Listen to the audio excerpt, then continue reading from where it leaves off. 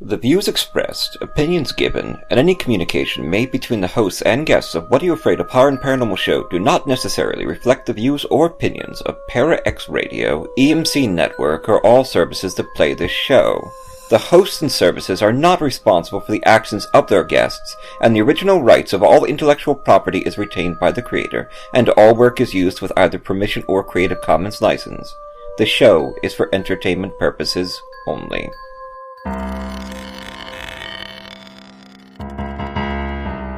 I'm horror author T. Fox Dunham. And I'm horror author and filmmaker Phil Thomas. And tonight we're asking you, what are you afraid of?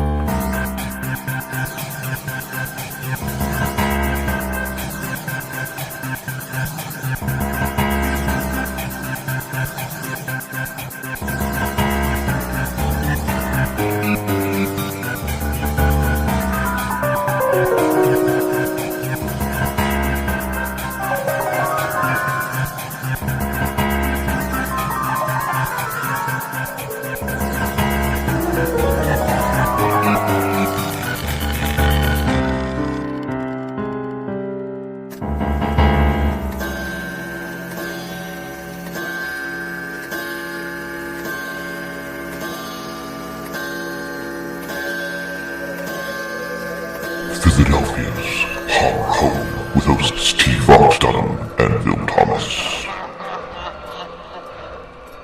Do you know what it means to miss New Orleans?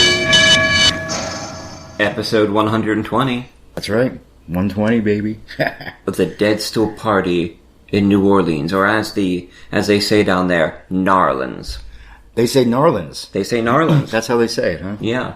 That's interesting. Yeah, they say Narlands. Darling, Narlands. It's a whole different world down there. Oh, I can imagine. They call it the Big Easy because it's different than New York, which is a very fast-paced, difficult life. And you go down there, it's just an entirely different mindset. I can imagine. Now, you've been, obviously, to both places, Yes. New York and New Orleans. Yes. Which do you prefer? New Orleans. New Orleans? Okay. No, it's a wonderful town, and I really miss it, but it's a really tough city to go through. We went down, to our fans, we were down, my wife and I, from Thursday night in June to Monday last, and it turns out we went down in the middle of a heat wave. Oh, that was fun. We thought that was normal. And then we talked to some of the people down there, and they said, this heat is unbearable. Wow. And it was a humid heat. Oh. So we had a hotel in the convention district. Okay. Down by the new mall. And we would put things into our GPS, 15 minutes walk to the French Quarter, but GPS wasn't counting the heat. Okay. So you had to it was more like triple that. Oh, goodness. We always had water on us. We could never get hydrated. We didn't want to drink too much down there because we were afraid of getting sick. Right. Yeah. With the heat. Yeah. Well, we had some drinks, but I mean, they were, but we didn't drink that much, and obviously. We got to counter the alcohol with water. Right. Lots of water. And we had these huge water bottles, and we were making sure we had the water. But it was a wonderful trip.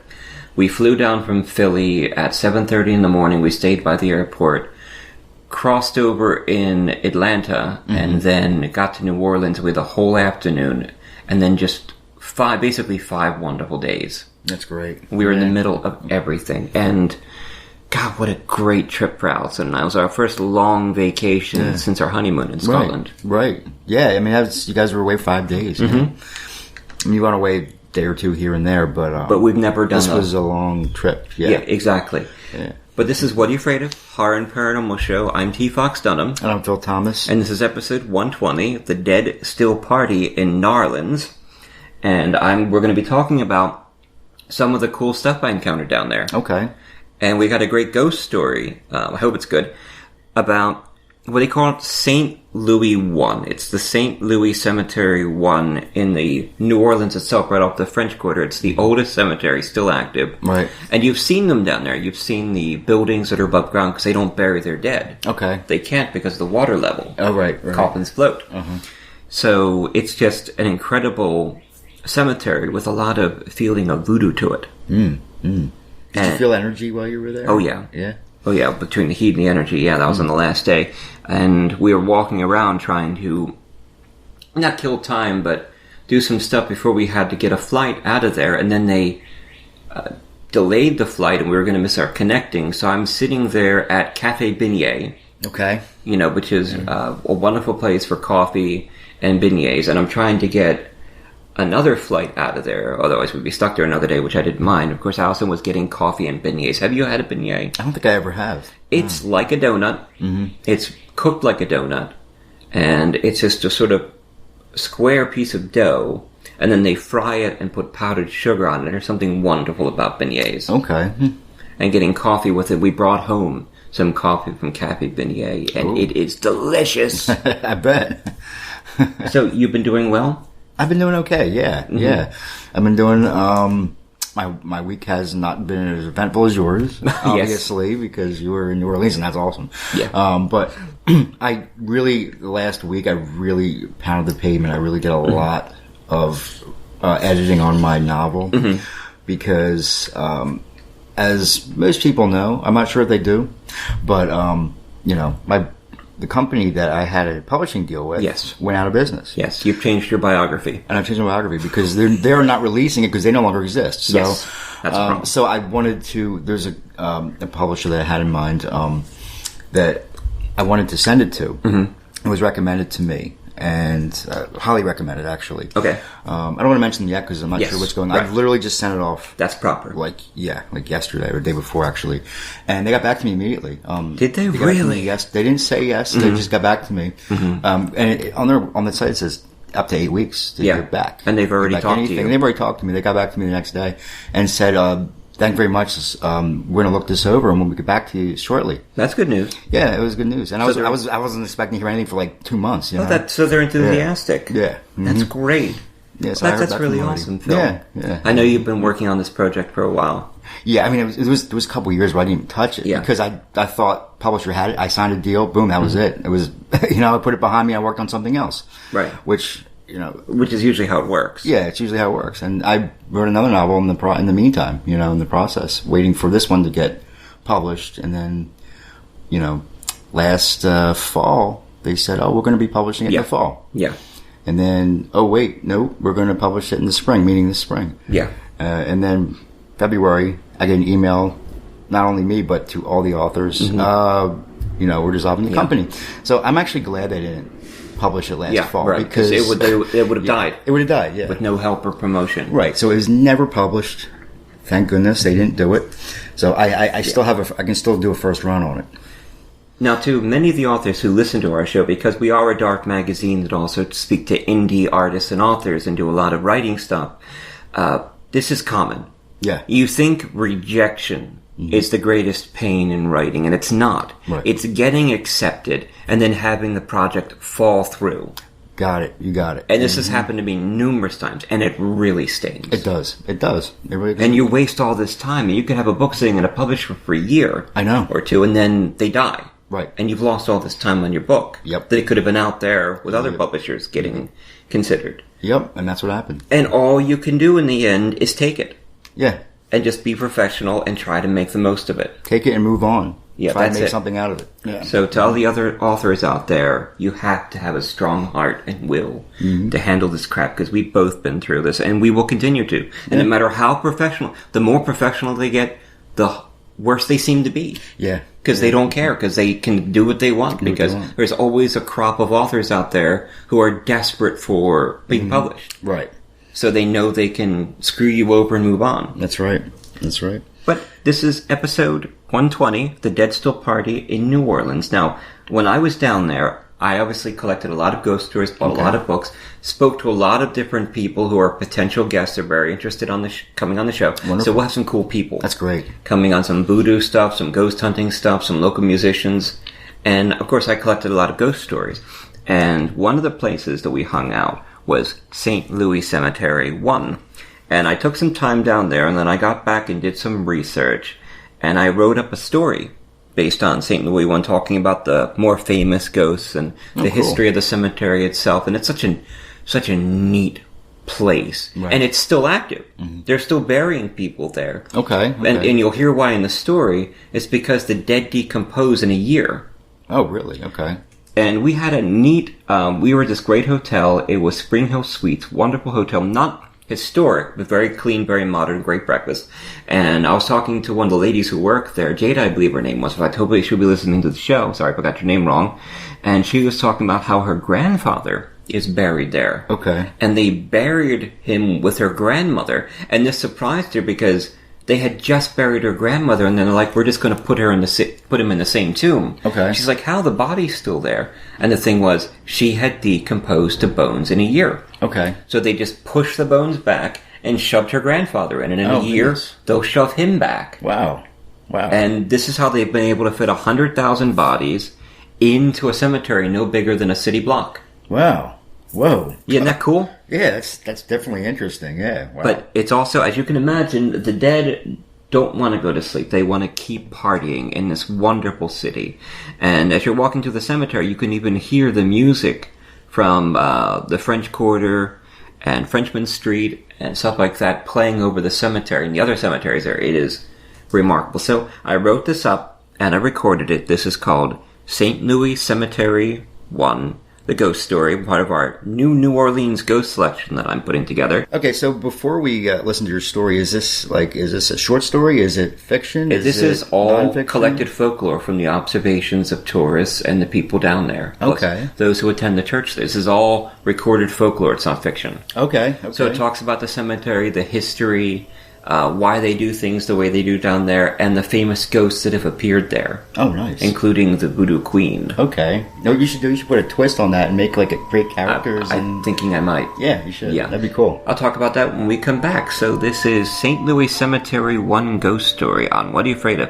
Horror and Paranormal Show on Friday nights on Parax Radio. And check out our website at www.whatareyoufraidofpodcast.com for more information about this episode and all 119 other episodes, plus our archive of ghost stories with narrations to each one, new articles that are coming out, fiction, interviews. The website's getting great. So this is St. Louis Cemetery 1 on What Are You Afraid Of? What are you afraid of? Hi, I'm Tim Wagner, Bram Stoker Award-winning author. Hashtag Grave Girls. This is Katrina Weidman of Destination America's Paranormal Lockdown. This is Jim Chambers. I'm the author of The Engines of Sacrifice. This is Jasper Barr, award-winning author of The Final Cut. And you're listening to What Are You Afraid Of? What Are You Afraid Of? To What Are You Afraid Of? What are you afraid of? Love it. Fantoxic, please. Fantoxic. Era X Radio.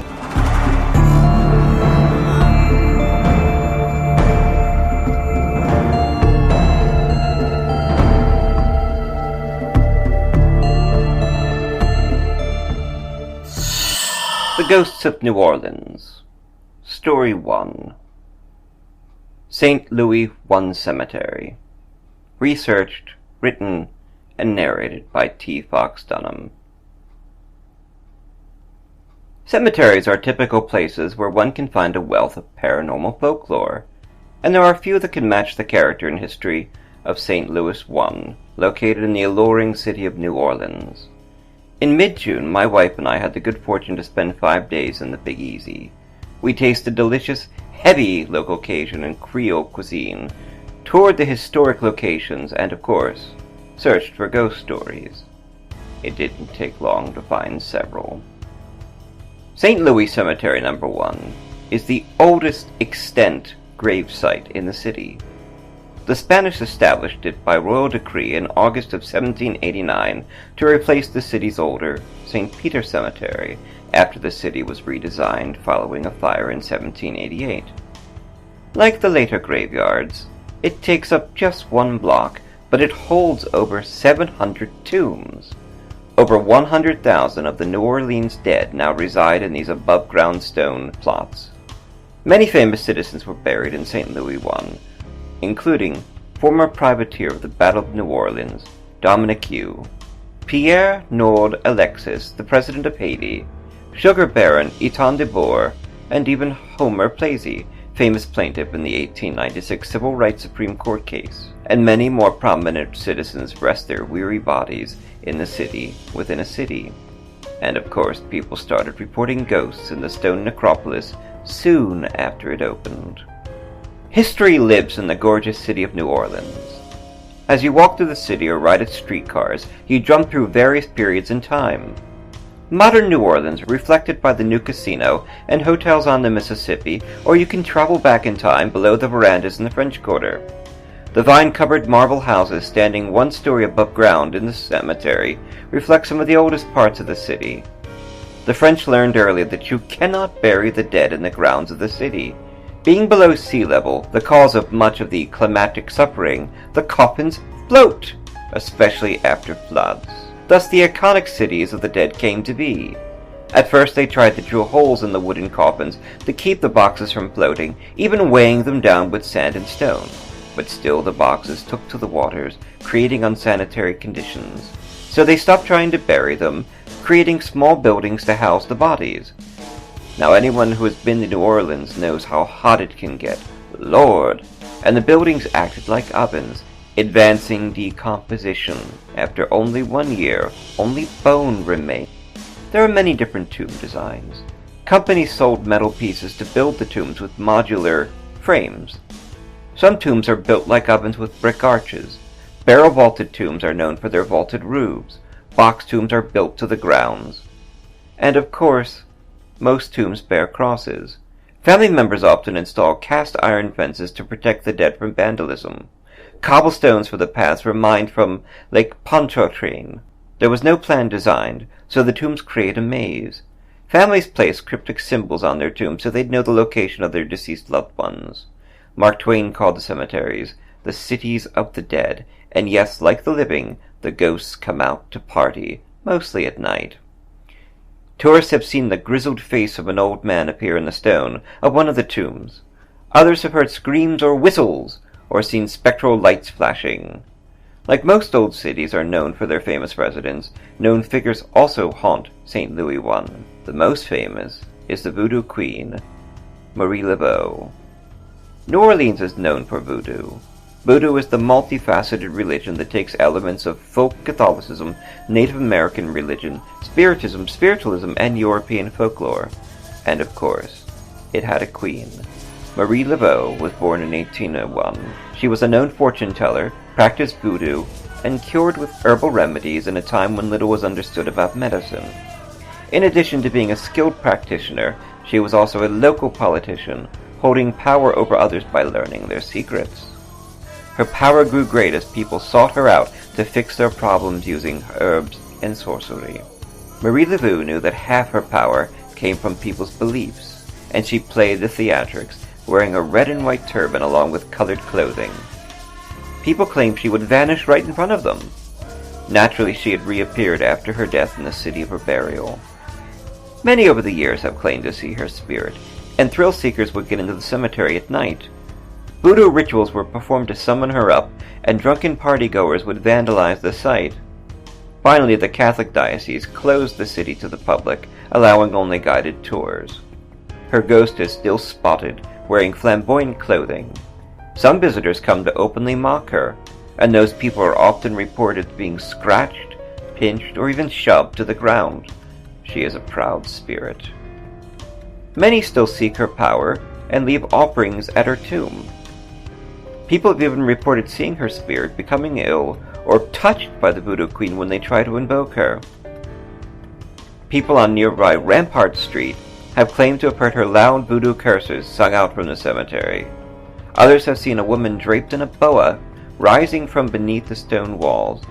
Members of a secret voodoo society that is still active in the city say she appears as a black hellcat with burning eyes. They advise to cross yourself 3 times and back away. Never turn your back on this cat, otherwise she will command you. Her family says she was buried with her black boa constrictor named Zombai, and you can still see this long snake slithering between the tombs. There was a tradition of placing 3 X's on her stone to gain her gifts, and one time someone even painted the tomb bright pink. We at What Are You Afraid Of ask our guests to be respectful at haunted places and let the ghosts rest in peace. Don't damage the cemetery. Don't commit any kind of vandalism, even if it's well-meaning. Leave the sites as you found them, and be respectful to the history of this wonderful city. Another famous ghost was a sailor who lived in the 1800s, known as Henry Fiennes. Being a sailor, Henry made no permanent home in the city, so he lived at a boarding house. Henry had little property, and in a time without computers, all he owned was proven by family papers he kept, including the deed to a tomb owned by his family in St. Louis I. Worried these papers would be lost at sea, he asked the owner of a boarding house, a lovely woman, to keep these papers and get them to his family in case he died at sea. The owner assured him it would all be fine, and she would look after his interest until his return. However, this lady believed she would never see the sailor again, and she had her own debts. She sold his family's tomb, and Henry was never able to prove this treachery. He soon fell ill and died, and was buried in the paupers section of St. Louis I. Soon after, this wronged spirit was seen wandering the cemetery, trying to enter his family's tomb. Visitors describe him as being a tall fellow bearing sky-blue eyes that look empty when they gaze. He wears a black suit and no shirt. Henry asks tourists if they know where his tomb is located, as he is looking to trace his family history.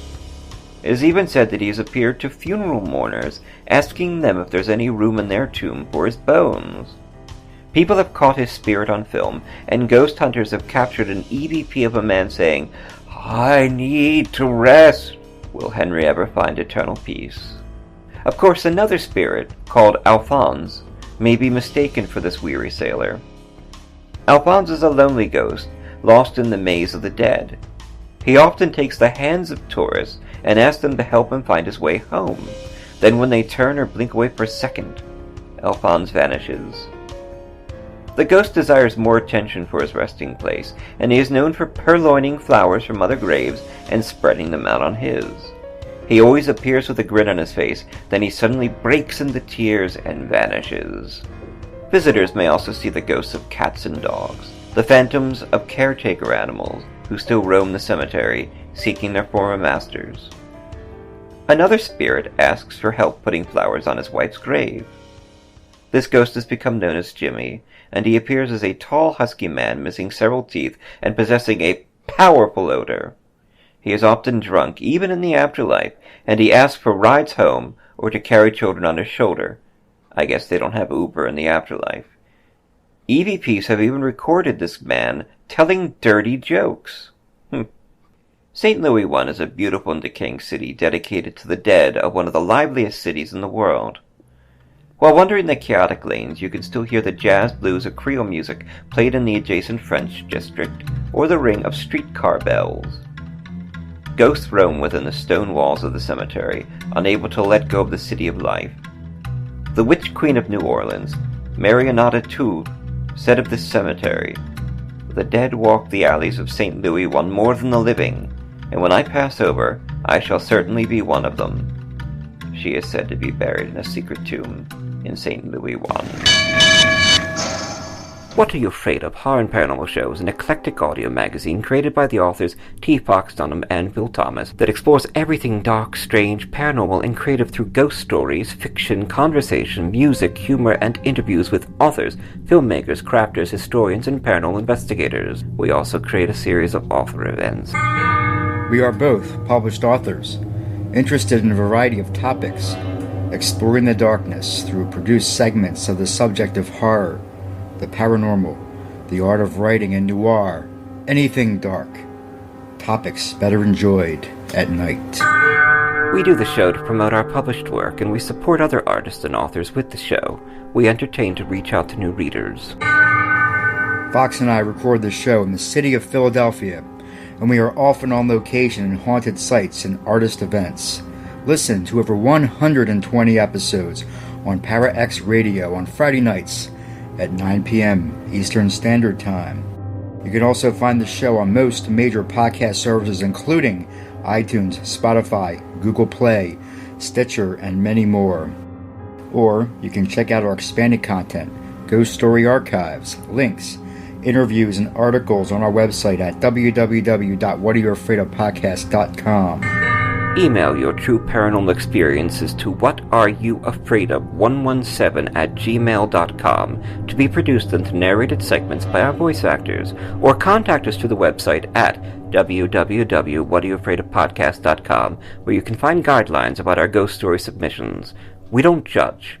Our mission is to tell a good story. What are you afraid of? Horror and Paranormal Show. Because it's more fun to play in the dark.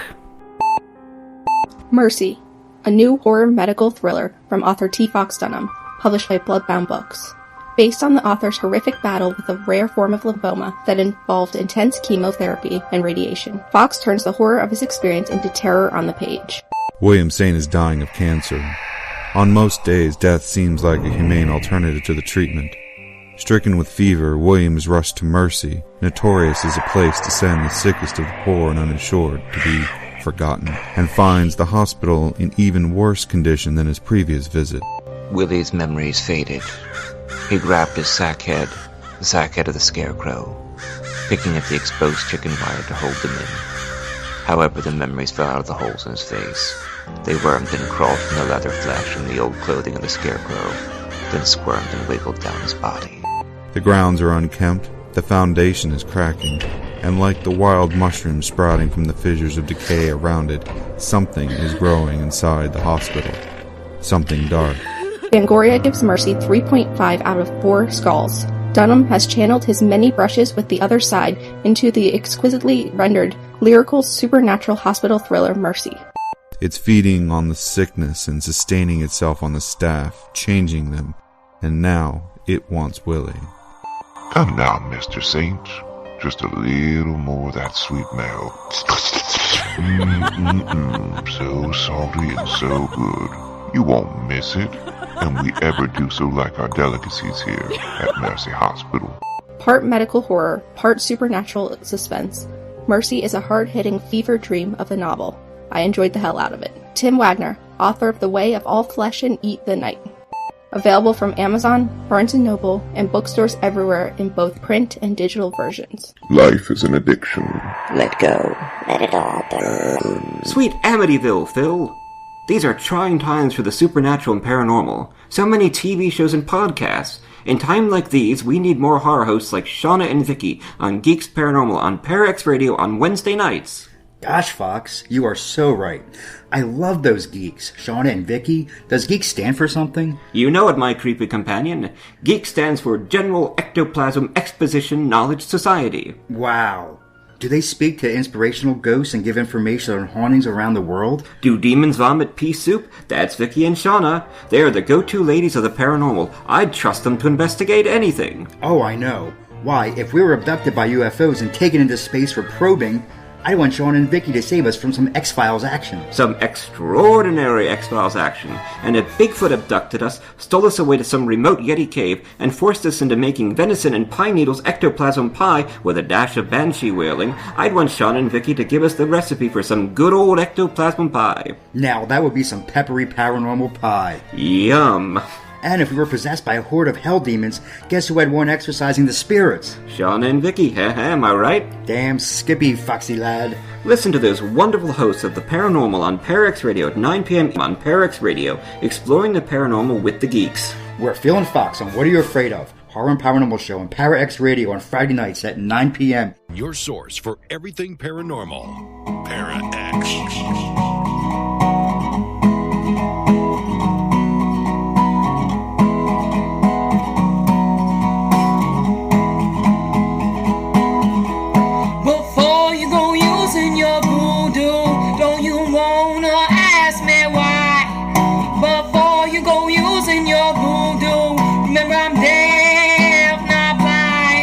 Don't ever expect me to be in the same room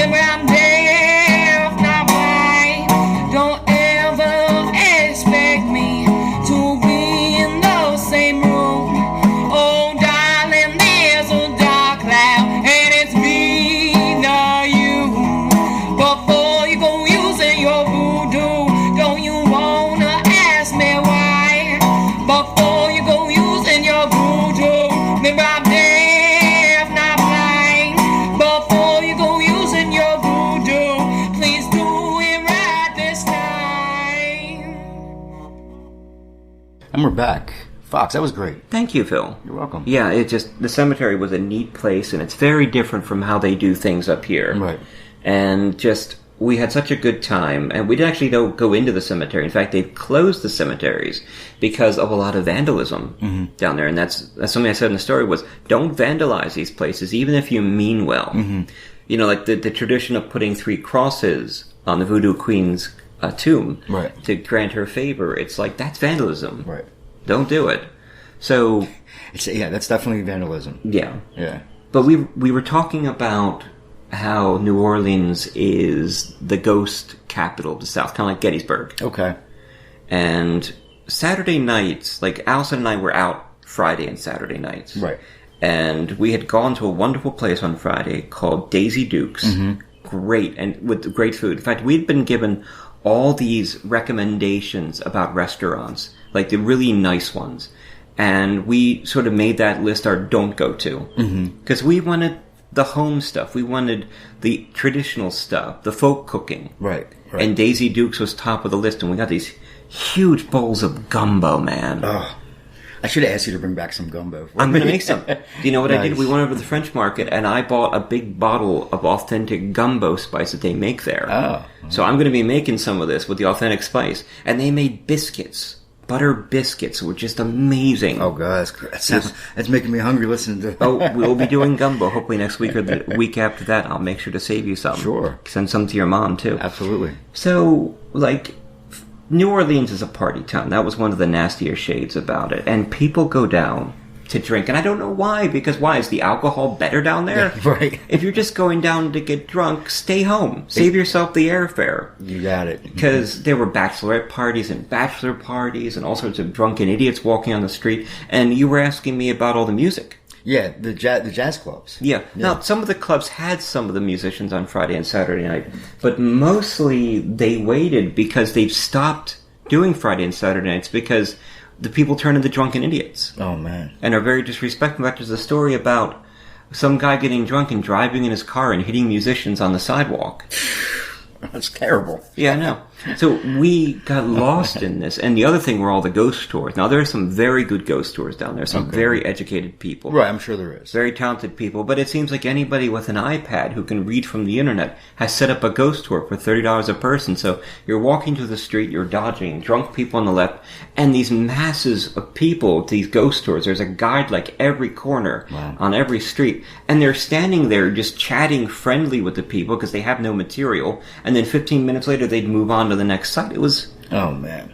Yeah, it's like you said, anyone with an iPad. Yeah. All of a sudden, they're instant tour guide, I'm a tour guide now. Right. I mean, it's kind of like, maybe it's to a lesser extent in Gettysburg because I've gone on some pretty good ones in Gettysburg, but I've gone on some pretty awful ones, too. So, and you guys did your own ghost tour. Yeah, we did. In fact, I said, hon, we're not paying money for this. We're not taking the time. I'm going to go back, do a little research, and we'll find the ghost site ourselves. Right. We'll take anybody who wants to come along. Right.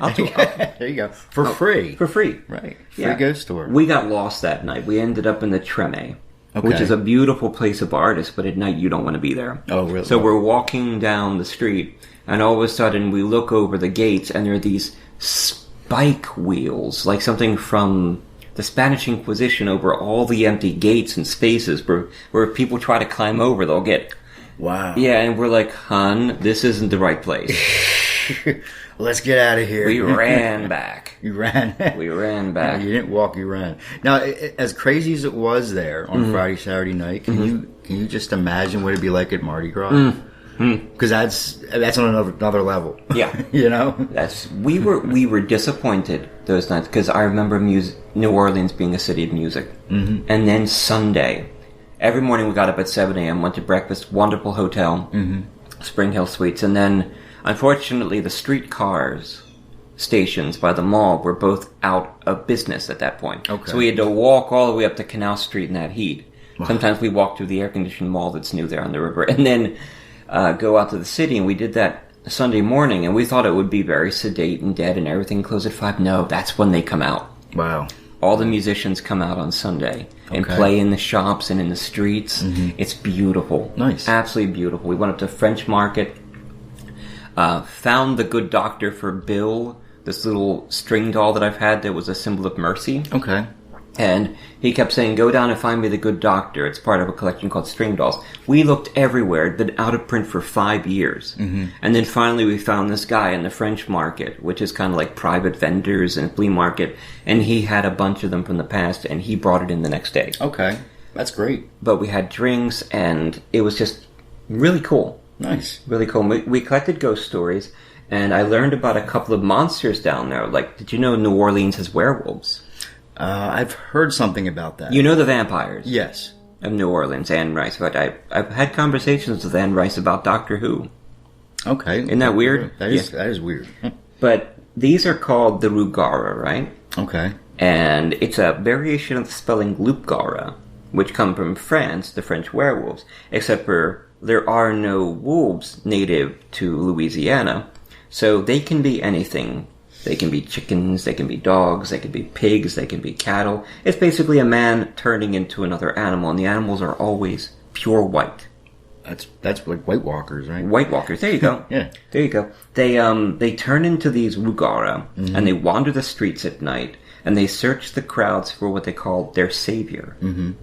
And their MO is sort of run through crowds, and they attack, and they raise hell, and they keep provoking people until finally someone shoots or stabs it, which I imagine is pretty common. Oh, I'm sure, yeah. In the South.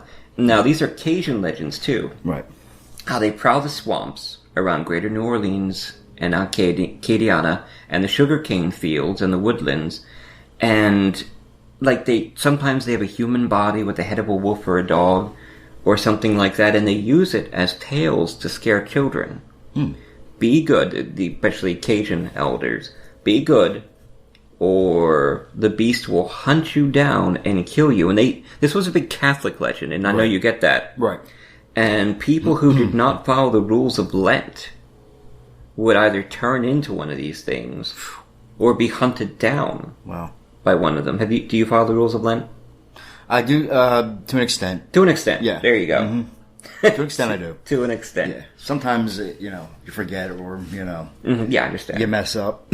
Well, New Orleans is a very Christian Catholic town. Okay. That's what Mardi Gras is all about, Fat Tuesday. Right. Before you start fasting. That's right. Yeah, the beads and the... Yeah. The beads and the boobs, right?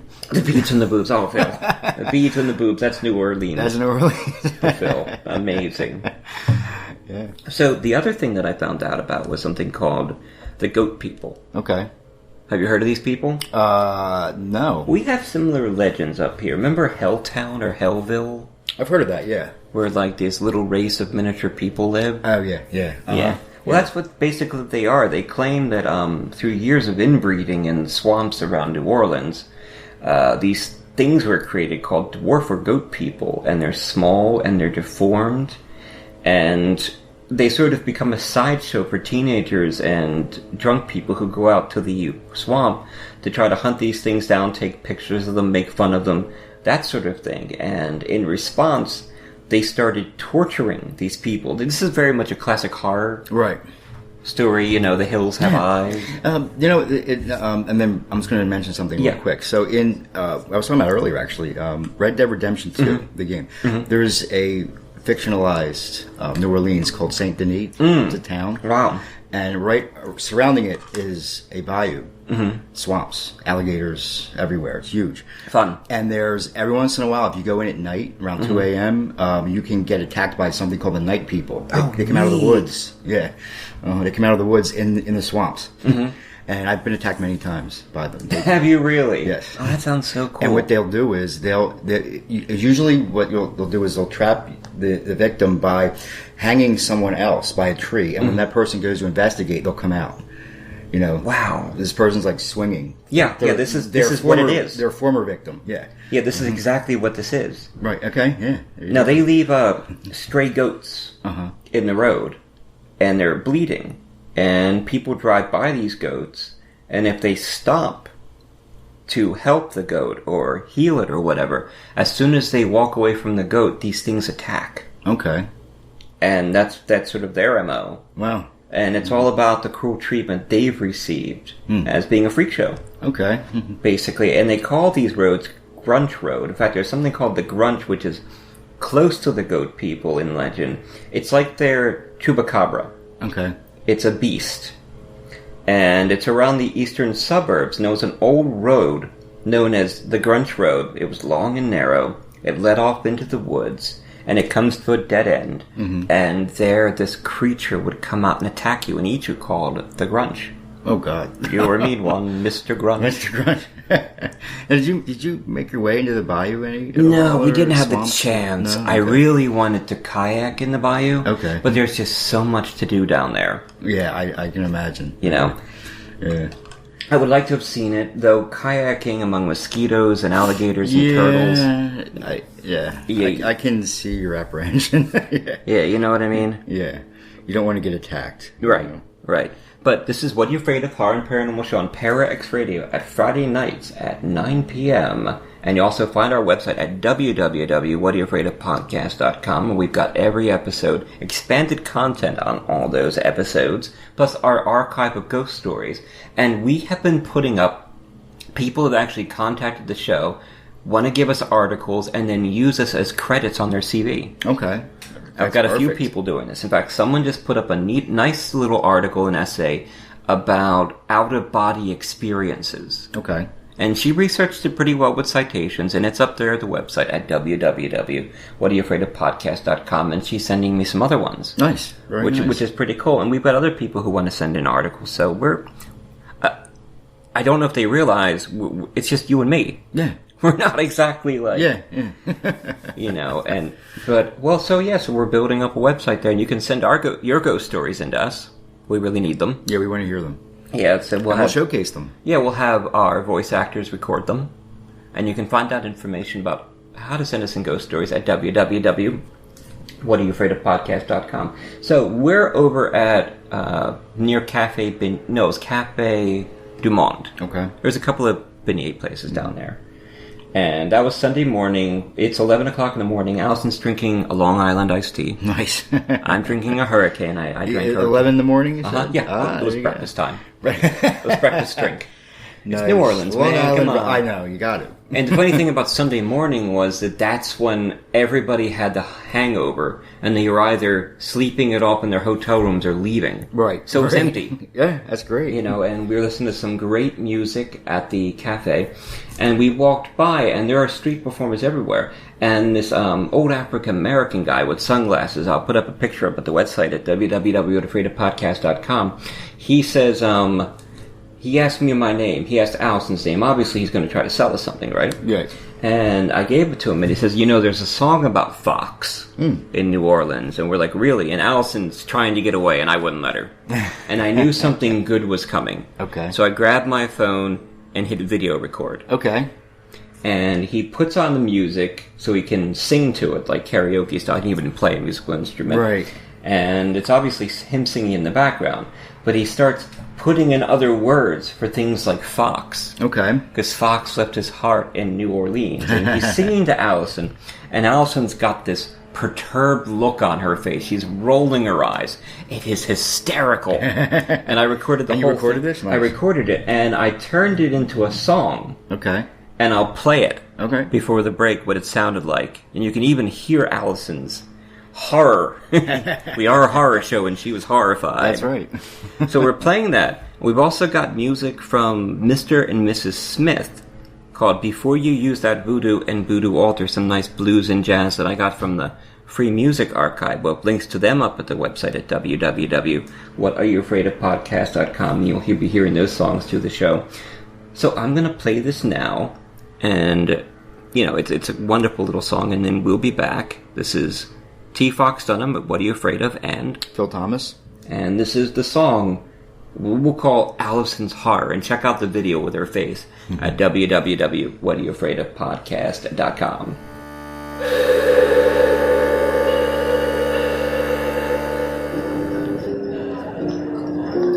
Do you know what it means to miss New Orleans and miss it each night and day?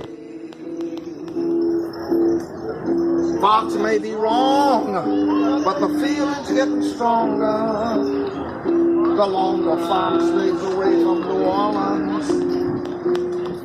Miss the moss-covered vines, the tall sugar pines, where mockingbirds used to sing. Fox would like to see that lazy Mississippi pouring on down, down, down to spring. Oh, the moonlight on the bayou, a Cajun tune that filled the air. Fox dreams of magnolias in June. Soon he's wishing he was right here. I do. Do you know what it means to miss New Orleans? 'Cause that's where Fox left his heart. Rat! Where are you going? I'm going back to the Paranormal View, back where I belong. Please, take me with you. No, I'm through with everything here. I want to see if there's something left in life I haven't explored. Do you know what I'm talking about? Oh, Rat, don't run to them. They talk about ghosts and hauntings, UFOs, and all kind of supernatural scary stuff. You'll never understand, will you, Scarlet? No! Well, that's your misfortune. Rat, if you go, where shall I go? What shall I do? Frankly, my dear... Line! Oh, you gotta be kidding. That's the Paranormal View with your host, Henry Foister, Jeffrey Gould, and Barbara Duncan. Every Saturday night at 8 p.m. Eastern, exclusively on the Para X Radio Network. Are you haunted by shadow people in the middle of the night? Do you secretly love all things creepy and spooky, enjoying ghost stories and horror fiction from the best storytellers? Do you have a true ghost experience you want to share, but no one will believe you? If yes, listen to the professionals on What Are You Afraid Of? Horror Paranormal Show Friday nights at 9 p.m. on Para X Radio and at www.whatareyouafraidofpodcast.com. What are you afraid of on Para X? Our creepy and demented hosts are on call to provide you with all your spooky needs with true ghost stories, interviews, indie music, and new horror fiction. We are ready to scare you. Para X. In the future, roving bands of comic book podcasts will savage the wasteland, once known as the Internet. One podcast, the Grolix Podcast, may not be the biggest, may not be the funniest, may not be the most well-spoken. Wait, what was my point again? Oh yes, the Grolix Podcast. Listen to it at grolixpodcast.com. That's GRAWLIX podcast.com. That was amazing, wasn't it? Yeah, absolutely. Yeah. God, I put it up on website and everyone loved it. I also on the website, I was going to put up a picture of a lantern. The picture I took of the lantern, where there was a ghost tour. In fact, the story goes that when I was down there with the HWA for my first horror convention, I was with Hazardous Press. And I met a good friend, Max Booth, down there at Perpetual Motion Machine Publishing, who later published Destroying the Tangible Illusion of Reality. Right. Or Searching for Andy Kaufman. We went with Laurie Michelle to a ghost tour. Okay. And we met them, and we picked up drinks on the way.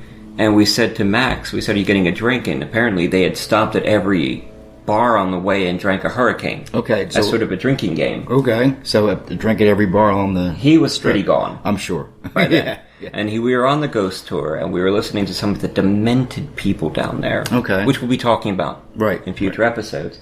And we're walking along, and I'm just chatting with Max about the publisher and ghosts, and I look away, and all of a sudden I hear this bong! Mm-hmm. And I look over, Max is gone. He's on the ground. He banged his head into a street lamp. Oh, God. So, when Alison and I were down there Friday night, I searched everywhere until I found that street lamp. Oh, wow. And got a picture of it. Oh, so you found the street lamp. Mm-hmm. Okay. And when I took a picture of it, I think it's a reflection, but I'm not sure. But others who saw it said they think there's a ghost sitting on top of it. Sitting on top of it. Wow. In a very haunted area. Wow. So we'll put that up. Who knows? Maybe I want to see that. Yeah. I want to analyze that picture. I will send it over. Yeah. Check it out at the website at www.whatareyouafraidofpodcast.com. So, anything fun happening for you this week? This week, over the weekend, the past weekend, I was at the Music Fest, and that was pretty cool. There was bands all weekend, all day, all weekend. Saturday was pretty crazy. I mean, you couldn't even... Yeah, you sent a video. Yeah, I did send a video, and that was... I mean, it was even crazier than that earlier in the day. Yeah, because I bet. There was so many... And there was just so many people. This was an Ambler. Yeah, this is an Ambler, and there was like an hour and a half wait to get in any restaurant you wanted to go. I bet.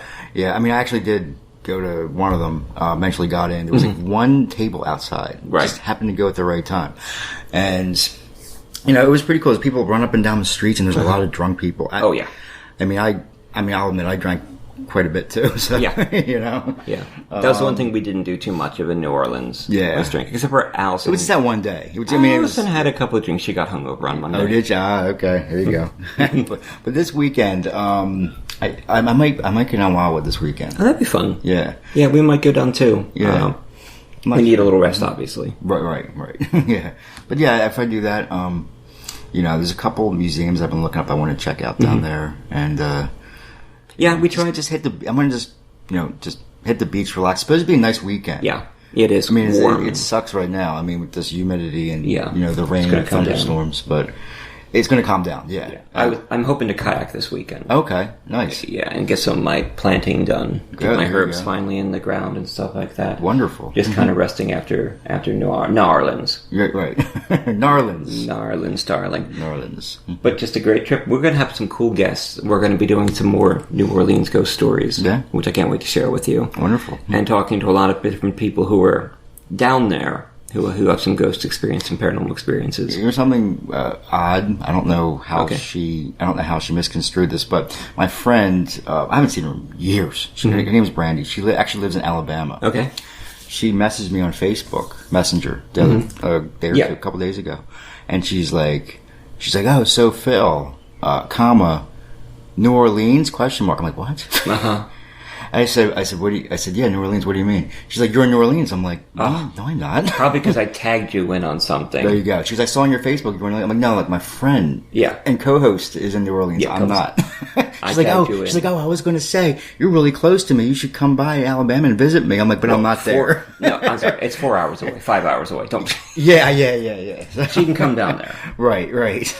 So I was like, yeah, I'm sorry. I'm like, I'm not there. Yeah, right. I'm like, him and his wife were there. So. Yeah, it was really. But it threw me off. I'm like, what is she talking? I'm like, and I knew you were there, but I'm like, how could she, confuse that? But she's like, I saw on your Facebook. I'm like, I think I tagged you in on that's the video of. Probably what it was. Thank you very much, New Orleans, for having us down. And we'll be talking more about you and voodoo and the ghosts and things like that and the history of this wonderful city. And hopefully we'll get back to Gettysburg this year and you'll be down the shore. But this has been... I'm definitely going to Gettysburg this year, too. This has been episode 120 of the Dead Stool Party in New Orleans. I'm P. Fox Dunham. And I'm Phil Thomas.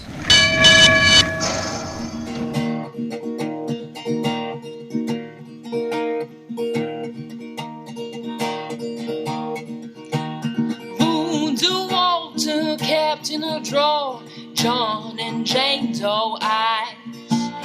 Oh, how pretty, bright lights.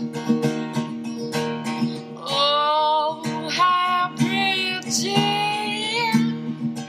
bright lights. Thermal intoxication, my night of shining words. And holy grail,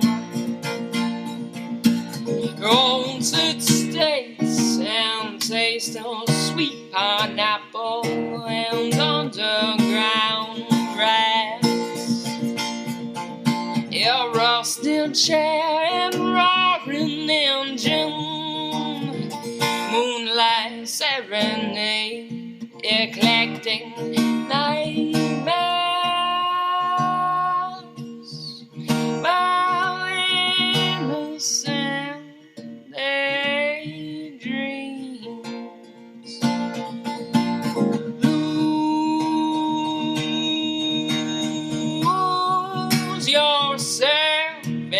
Drawer of enslaved memories, screaming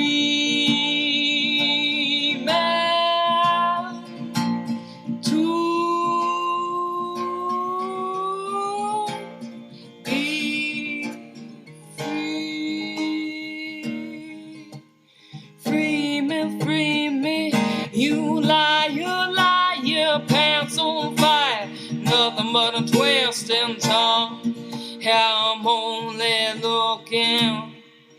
what powders do you have in your pouch for me?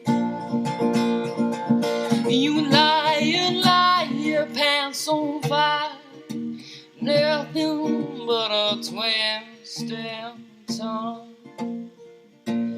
Oh, free me, oh, free me, free me, free me. Oh, have my eyes to see me.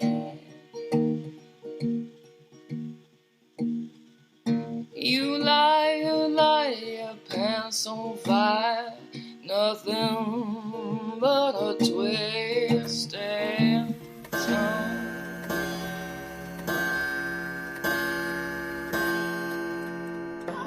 Fox left his heart.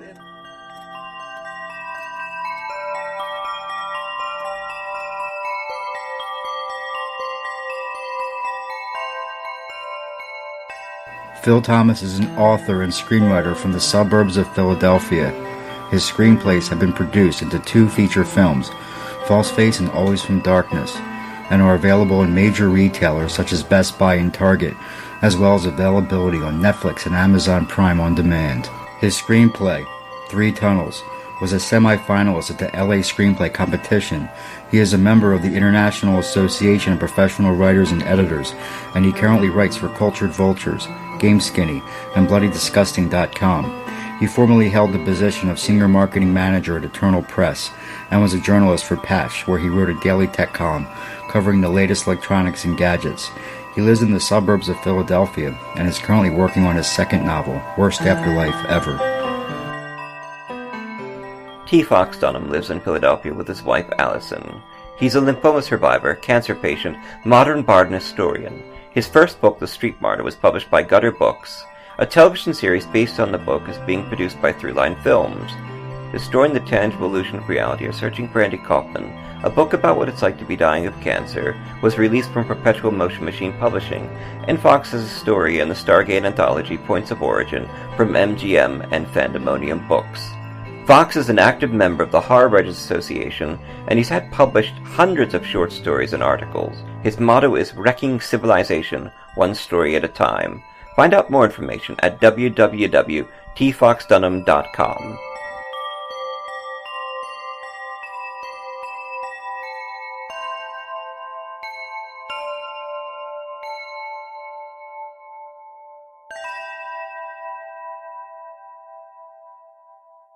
The views expressed and the opinions given by the individual host and their guests do not necessarily reflect those of Para X, its affiliates, or its sponsors.